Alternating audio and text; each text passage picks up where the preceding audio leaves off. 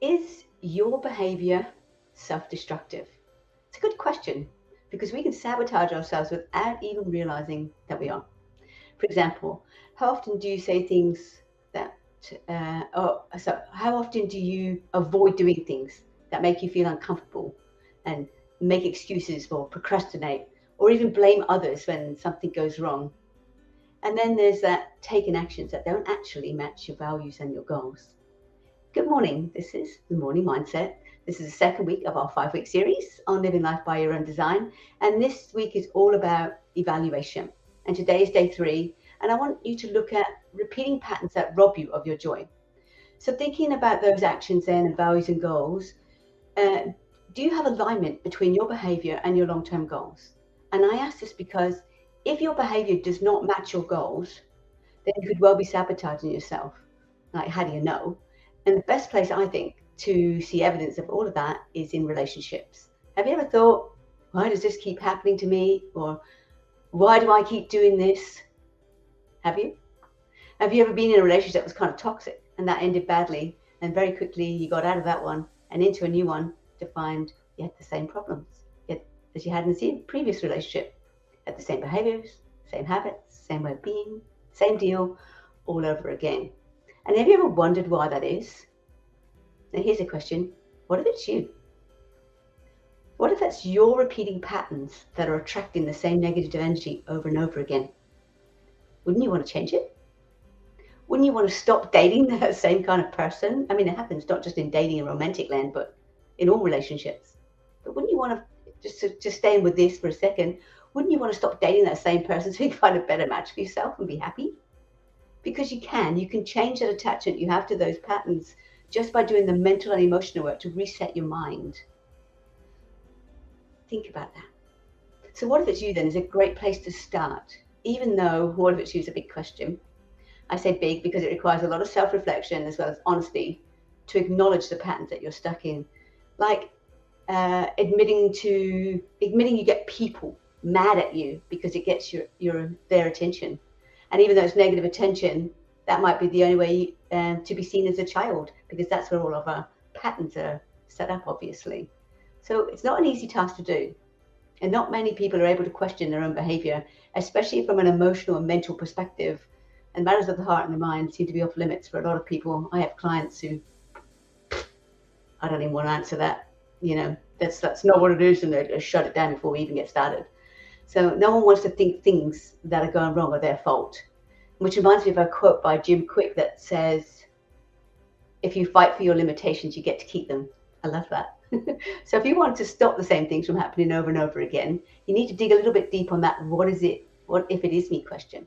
Like asking yourself how your behavior is self-destructive and how can you be for sure it is. And so there's so many ways that behavior can be self-destructive.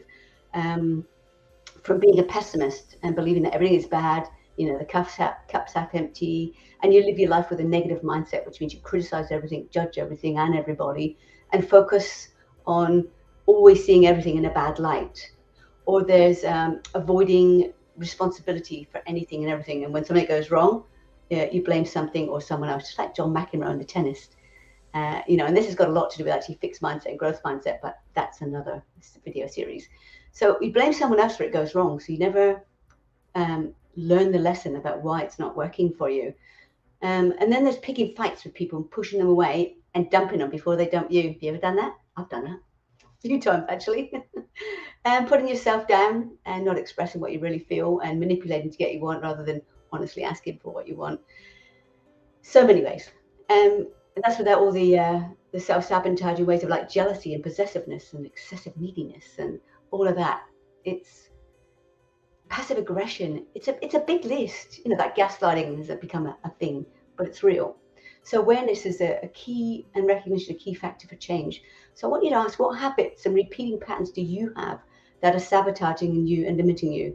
Maybe you're not even aware that you're doing it. So sometimes our habits and behaviors are so deep and so ingrained that you feel that they're part of your identity. You think it's who you are.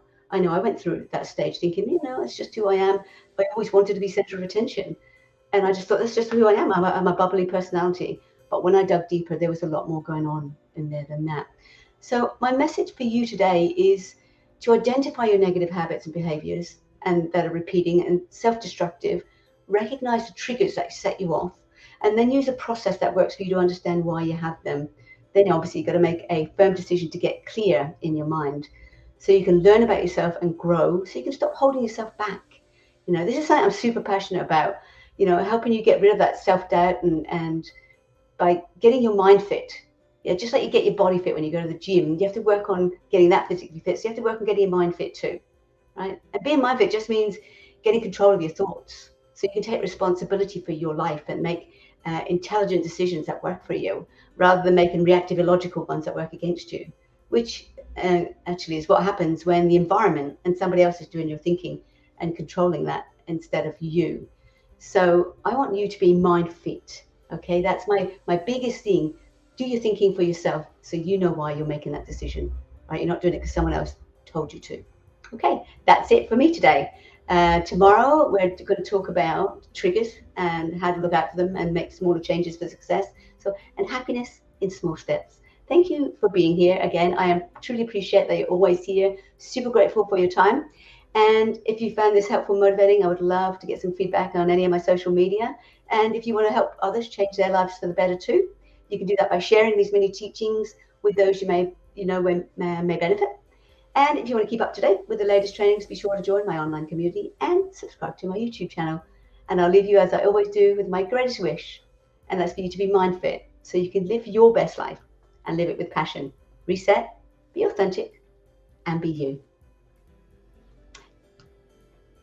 And I see we have some comments. Oh, I love comments. Bring them on.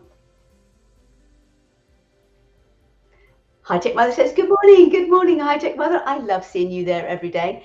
And my High Tech Mother also says, that's a great question. Often it had been, I'm learning each day. That's awesome. And Mark Sullivan says, good morning, Mark Sullivan. Sebastian One, I can honestly say I had been self-destructive behavior after that experience. It was my coping mechanism, 100%.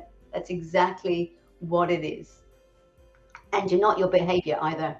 And Parker says, I agree. Questioning our own actions is hard. We avoid that as long as we can. We do. We don't want to think that what we're doing is wrong. We always think we're the right one, don't we? Parker also says, I think blaming is a coping method for many and they don't even realize it. No, and that's sad because when you blame someone else, you put the responsibility out there. So you get to express how you feel, but you don't actually learn and grow from it. So good point, Parker. Mark says, matters of the heart are never our own fault. Nothing is ever my fault. Hard to look at ourselves, but a great idea. Yeah, true. Intentional says passive aggressive is so toxic. Yes, it is. I often get like that, but my adapted big sibling is helping me with that to overcome. Your classes are a great resource too, JP. Thanks, JP. That's awesome. Well done. Sebastian says, I love that. Do your thinking for yourself. You'd be surprised, Sebastian, how many people actually don't do their thinking. They want someone else to do their thinking, someone else to do all their organizing. So then they've got someone to blame when it doesn't work out. So Mark Sullivan says, MindFit, fantastic concept. I know. Well, you get your body fit, you get everything else fit, but if your mind's not fit, it doesn't matter how body fit you are, does it? Really? And Sebastian says, how can we book a time with you? That's a good question. You can find me with Reset with Pamela anywhere. I'm all over the place, apparently. So book a session. Come and check it out. You don't know what your next level is until someone questions you. You want to level.